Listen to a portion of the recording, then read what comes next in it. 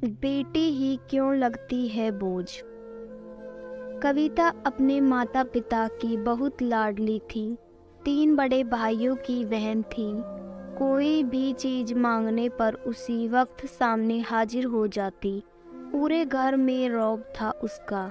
पूरे परिवार और नौकरों पर राजकुमारी की तरह हुक्म चलाती थी कविता। स्कूल में भी पूरा रौब था उसका। बड़े घर की लाडली जो थी वह। ऐसे ही उसने कॉलेज में दाखिला लिया। उसके ठाट बाट बड़ी गाड़ी में आना जाना, हर दिन नया फैशन देखकर हर कोई उससे दोस्ती करना चाहता था।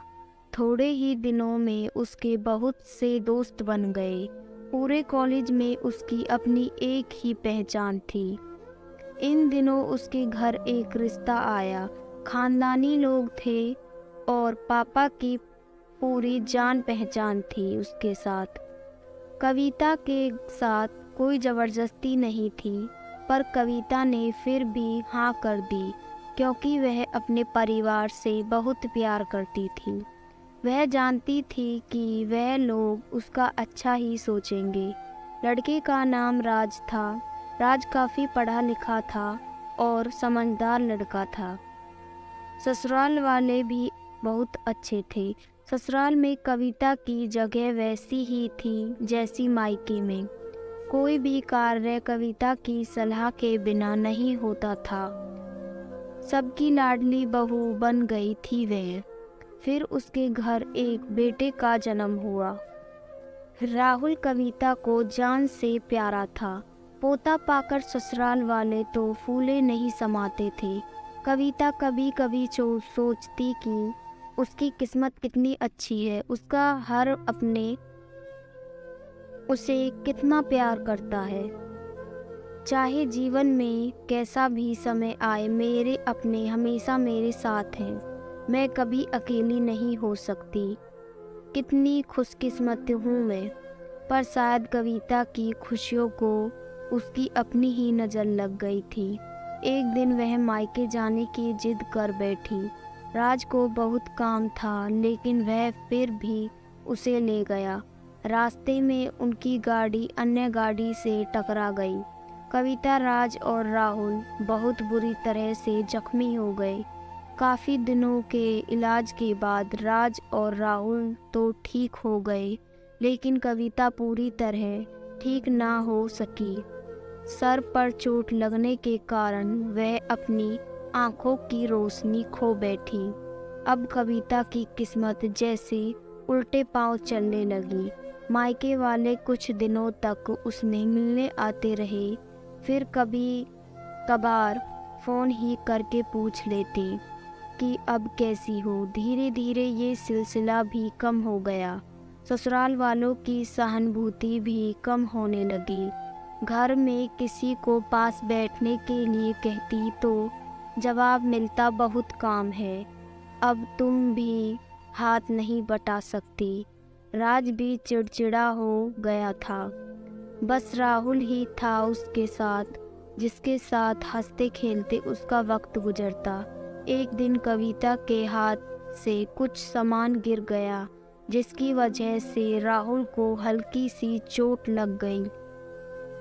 कविता के सास ससुर ने राहुल को उससे अलग कर दिया कि कहीं उसके ना देखने की वजह से बच्चे का कोई नुकसान न हो जाए।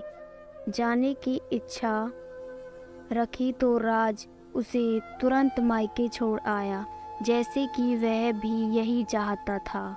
लेकिन राहुल को उसके साथ नहीं भेजा गया। कविता कभी राहुल से दूर नहीं रही थी, पर अपनी कमी के कारण उसे ज़्यादा बहस नहीं की। कविता को लगा कि वह 3-4 दिन वहाँ रहेगी तो थोड़ा हवा पानी बदल जाएगा, क्योंकि वह कितने दिनों से कहीं भी बाहर नहीं गई थी। घर वाले भी इतने दिनों बाद देखकर इतने खुश हो गए। कविता के घर पहुंचते ही सब लोग बहुत खुश हुए। खाने में सब कुछ कविता की पसंद का ही बना था। उसने अपने मम्मी पापा और भाई भाभीयों से दिल खोल कर बातें की। उनके छोटे छोटे बच्चे भी बुआ के साथ घुल मिल गए थे। रात को सोने के वक्त जब वह कपड़े बदलने लगी तो उसे पता चला कि उसका बैग तो बहुत भरा है। वह सब समझ गई। वह बहुत उदास हो गई। कुछ दिनों तक तो सब ठीक रहा, फिर जैसे सब बदलने लगा, सबका व्यवहार बदल रहा था। वह लोग जैसे थक चुके थे उससे। सब लोग घुमा फिरा कर पूछने लगे कि राज कब आ रहा है उसे ले जाने। वह बहाना बना देती, जबकि वह जानती थी कि उस घर में अब उसके लिए कोई जगह नहीं। कविता के चलते वक्त कुछ ना कुछ नुकसान हो जाता। थोड़ी बहुत टोका टाकी उसे सुनाई देती, वह टाल देती। एक दिन उसके हाथ से लगकर एक कीमती फूलदान टूट गया। छोटी भाभी ने बहुत हंगामा मचाया।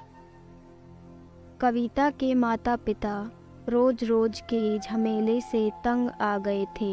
उन्होंने राज को खुद से फ़ोन कर दिया। राज कविता को अपने घर ले गया। कविता को अपने परिवार वालों से ये उम्मीद ना थी।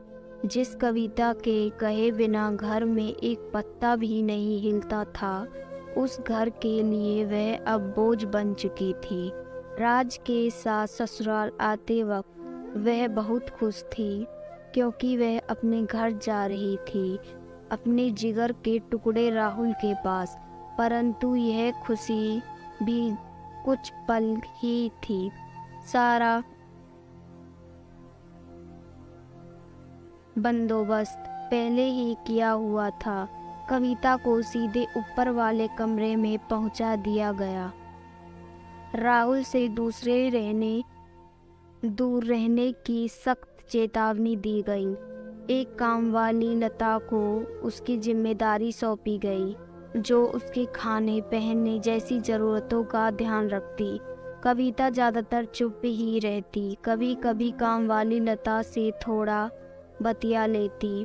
उसके जरिए राहुल का पता चल जाता। सबकी लाडली बेटी और बहू सबके लिए लाडली से बोझ बन चुकी थी।